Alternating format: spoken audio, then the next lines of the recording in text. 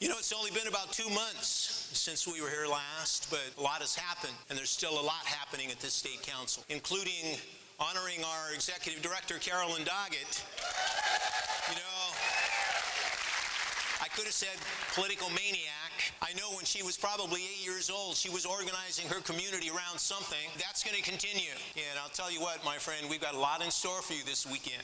Before I get into CTA turning 150, moving forward with building our long-term strategic plan, and the biggest challenge in school funding since the passage of Proposition 13, a topic that I know will be discussed in several committees today, hopefully argued intensely in many committees today. I want to start with taking a moment to acknowledge our colleagues in Moore, Oklahoma, who just 2 weeks ago showed the world, once again, the stuff that educators are made of. Teachers in the Plaza Towers and Briarwood Elementary Schools in Oklahoma used their bodies as human shields to protect their students. In one case, rescuers in a school hallway pulled a car off a teacher who had shielded 3 kids from harm. Another teacher was found in a bathroom stall covering several children. The devastation this tornado caused is hard to comprehend. I know America was watching in awe as the events unfolded. I bet they saw the same thing that I saw, the same thing that you saw. Teachers, educators are made of tough stuff. We love our students, and when they're in harm's way, we do everything in our power to protect them. It's who we are. It's in our DNA. It's what we do. And I want you right now to join me. Take a moment of silence for the victims of those devastating storms and in honor of the courage that saved so many lives.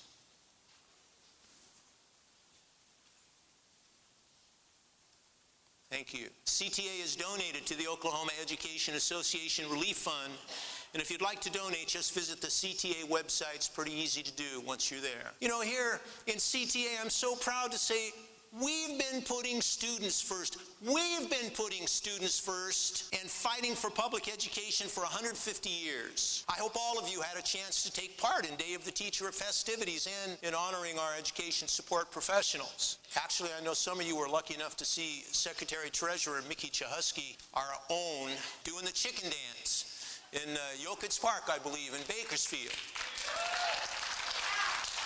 There were so many amazing stories. They were posted on Facebook and all over the place. Well, you know, the other celebration that took place last month was CTA's official 150th anniversary, and that was on May 9th. We received a signed proclamation from the state legislature commending CTA for the vital role we've played in improving the quality of education in California. And when you look back, when you look back at what we've accomplished and what we've fought for, you know that's true. I hope you've seen our ads on TV and heard them on the radio over the past few weeks. These ads featuring several CTA members, including a few of you in this very room, really do tell our story. It was CTA that fought to establish free public schools for all children by getting funds for schools teaching non-white students as well. It was CTA that secured free textbooks for kids, helped establish community colleges, and led efforts to outlaw child labor. It was CTA that helped establish schools for the children of migrant workers, protected women educators from getting fired just because they got married, and opposed the internment of Japanese Americans during World War II. It was CTA that helped pass the collective bargaining law for public employees. It was CTA that passed more than $35 billion in statewide school construction bond, and it was CTA that established an internationally recognized program, QEIA, to help lower performing schools.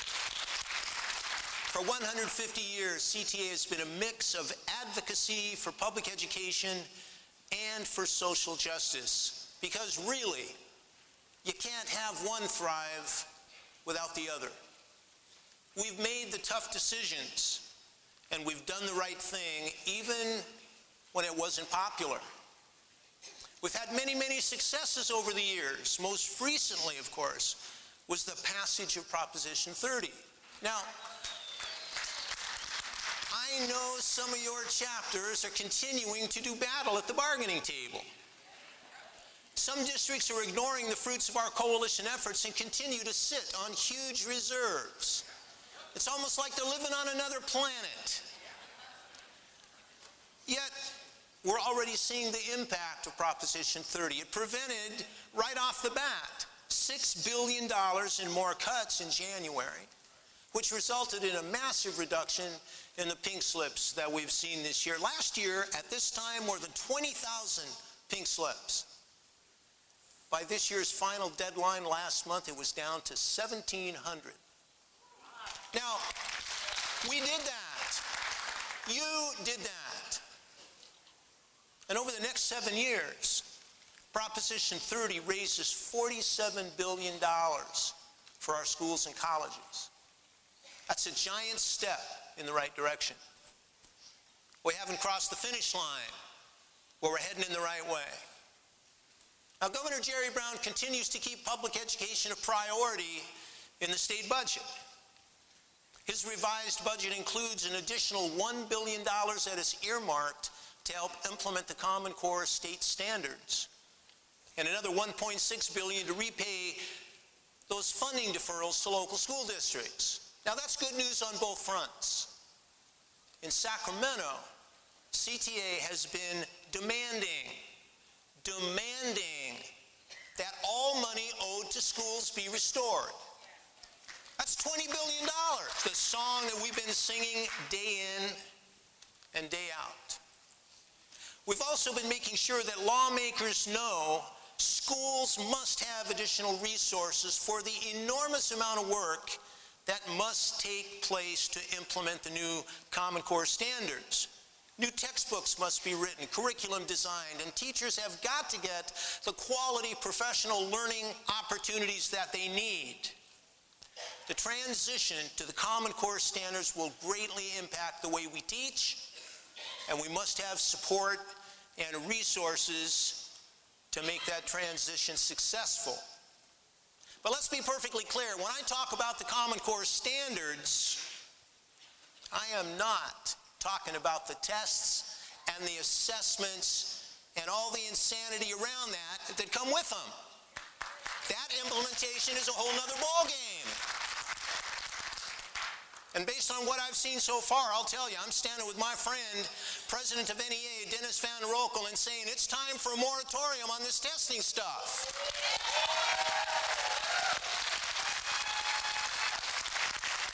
And I'll tell you, when I hear people saying, well, look, you're too late on that one, that train has already left the station, I say, I think it's about time to derail that train.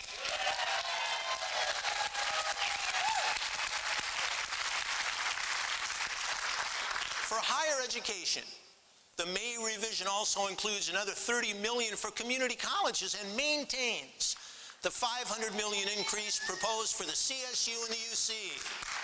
And that's good news. It also freezes student fees through 2016-17.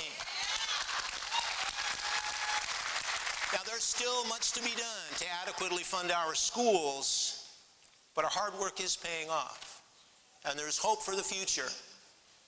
You know, it was 45 years ago this week that Senator Robert F. Kennedy was shot down just 3 miles from this very hotel. And like Martin Luther King Jr., who was assassinated 2 months earlier, Bobby Kennedy believed in the power of education.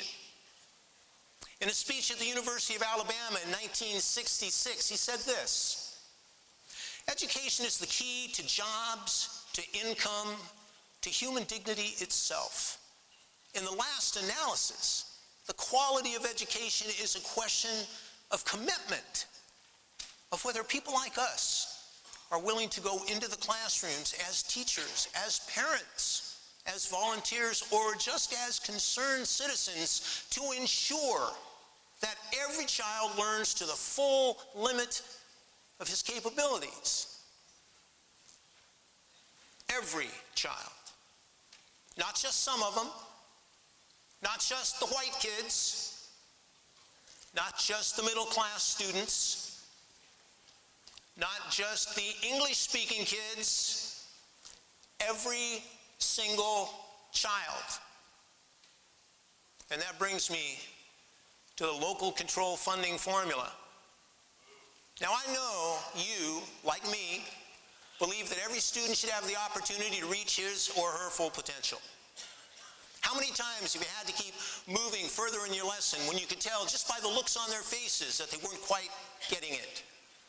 Maybe they needed more one-on-one attention, but your class size just basically made that impossible.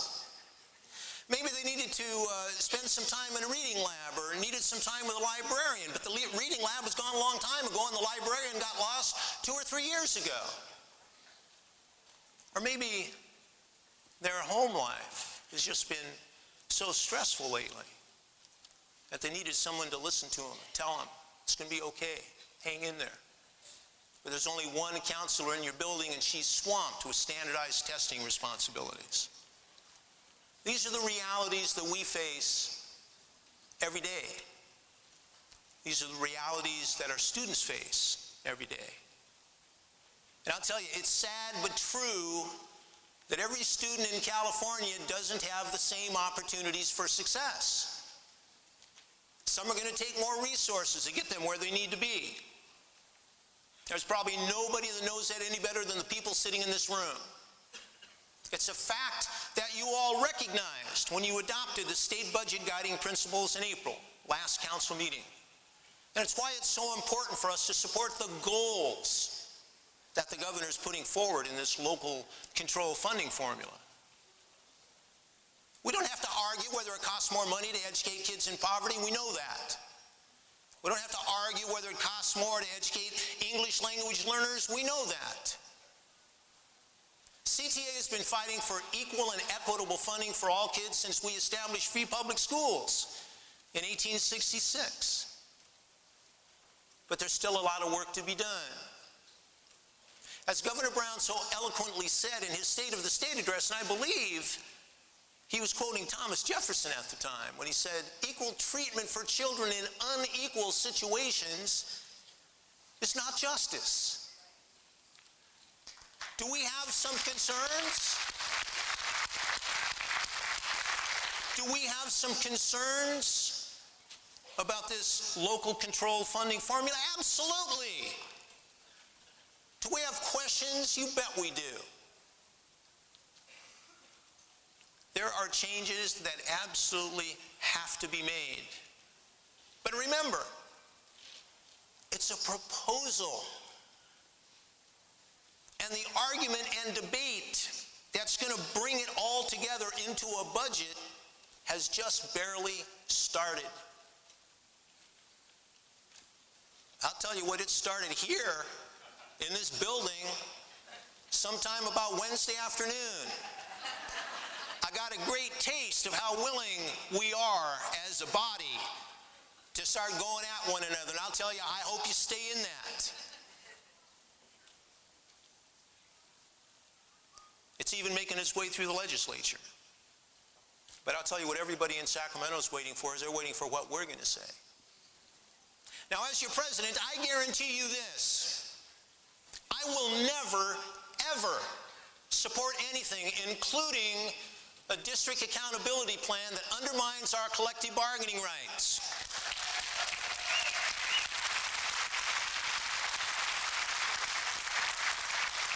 I will never support anything that gives overreaching authority to county superintendents, ever. You can take that to the bank. That's the kind of nonsense that happens when people in back rooms are trying to put language together. And I'll tell you what they need. They need to hear from us.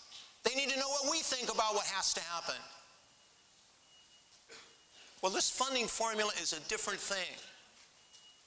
It provides more funding to every school district. Let me say that again. It provides more funding to every school district. But by then targeting additional resources to low-income students, English learners, and foster kids, it gives us the opportunity to put our money where our mouths are. Or should I say, where our principles are.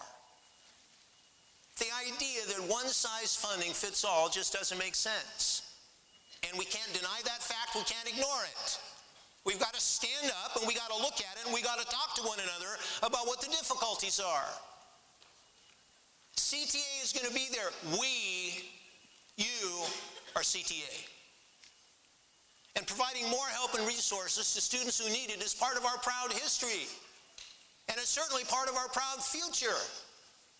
We are the organization that leads in this state. It's our core value. It's our core value. Equality has led CTA to the Quality Education Investment Act to bring more resources to our students of schools' greatest need. For too long, too many at-risk kids have received too little attention from this state. We have an historic opportunity to help change that for our students, for their families, for generations to come. The local control funding formula is bold and it's different. And yes, a change of this magnitude is scary. For some of us, it's downright frightening. And I don't know about you, but when that feeling's welling up in me, I dig in my heels. But I remember feeling that same way when collective bargaining came into California. I remember feeling scared, nervous about what it was going to do to my ability to be the best teacher I could be. There were new challenges, and we had to come together and figure out how to fight them. We had to learn how to do things in a new way.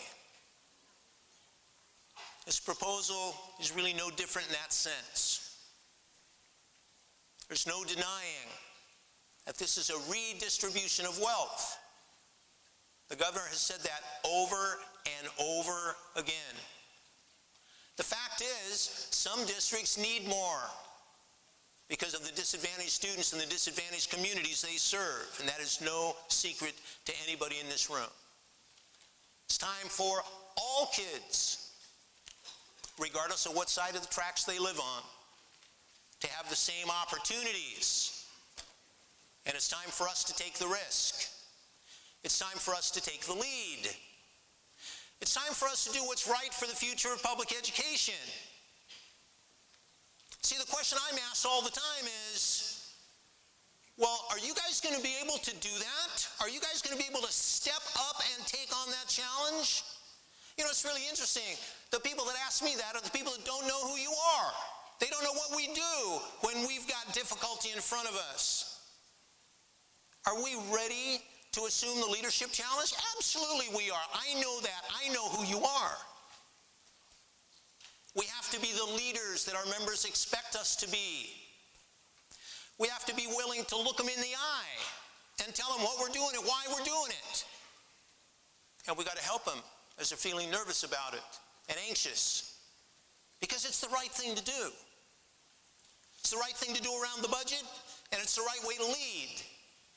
The school funding system has needed to be changed for years and years, and nobody has been willing to step up and take it on. And now we've got a governor that says, that's where I want to go. And we've got a legislature that's saying, yeah, I think so too. And we got 3 different budgets, and they're going to come together.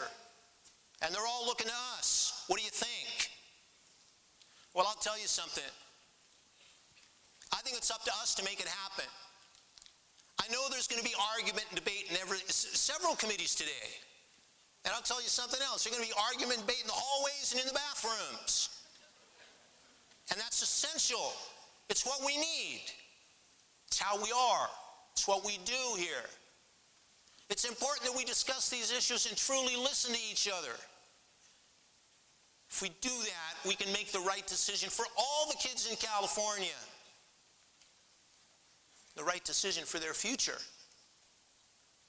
Just as a group of educators led the way in 1863, you this weekend are setting the direction and leading the way. We have an opportunity to be pioneers once again.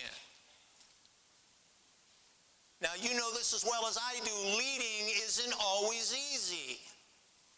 And it's not always comfortable. But doing the right thing always feels good in the long run. And really what this is about, it's about our willingness to lead. It's about our willingness to come together, make a decision, and stand on it. Now, it's about leadership. And speaking of leading, we continue to make strides in our strategic long-term planning process entitled Your Voice, Our Union, Our Future. Our goal is to best position CTA to reclaim and transform our profession and our union. This is a powerful and important process, and it's occurring at a very crucial time. It's a bit daunting, but it's also exciting to be reviewing and renewing our mission. We know what a strong CTA is. We know that it's built on the foundation of members who are active and engaged in strong local chapters. And after considerable input from CTA members and staff, the Strategic Planning Group has identified 8 areas upon which to focus and build to plan to lead CTA for the next 3 to 5 years. And you're going to hear more about these areas of focus during the board report. And if anyone here wants more information, or you want to share your ideas or give some concerns, we're going to have a special opportunity to do that today at 3 o'clock. You can also read about the latest at cta.org/ourfuture. We have a lot to think about this weekend. We got a lot of argument and debate to get into. We got a lot to do. And I want to leave you with something our founder, John Swett, wrote in 1865. I'm sure it's going to resonate with you today. He said, California has taken her place in the front rank with those states whose material prosperity has been the result of public schools. And it is the duty of every legislator and every statesman to strengthen and perfect a system of schools which shall educate a free race of men and women for the next generation, that shall inherit with the boundless resources of the Golden State something of the energy, the enterprise, the talent, character, and intelligence which have settled and civilized it. Now, that enterprising spirit still runs through California. It runs through you. It runs through all of us. And it certainly runs through the boys and the girls and the men and the women we teach. It's our job to help them see it. It's our job to nurture it, to invest in it. And it's our responsibility to give them every opportunity to succeed. I guarantee you, the next Sonia Sotomayor, the next Beyonce, the next Steve Jobs is probably sitting in one of our classrooms. Doesn't even know that it's them yet. And maybe they need a little help. And maybe with our leadership and our willingness to stand up and do what's right, we can give them a chance. That's what we're here for. That's what we do. It's the challenge in front of us this weekend. My friends, thank you so much for what you do every single day. And thank you for the dynamic work that's going to happen this weekend. We got to get it done, and we're going to do it.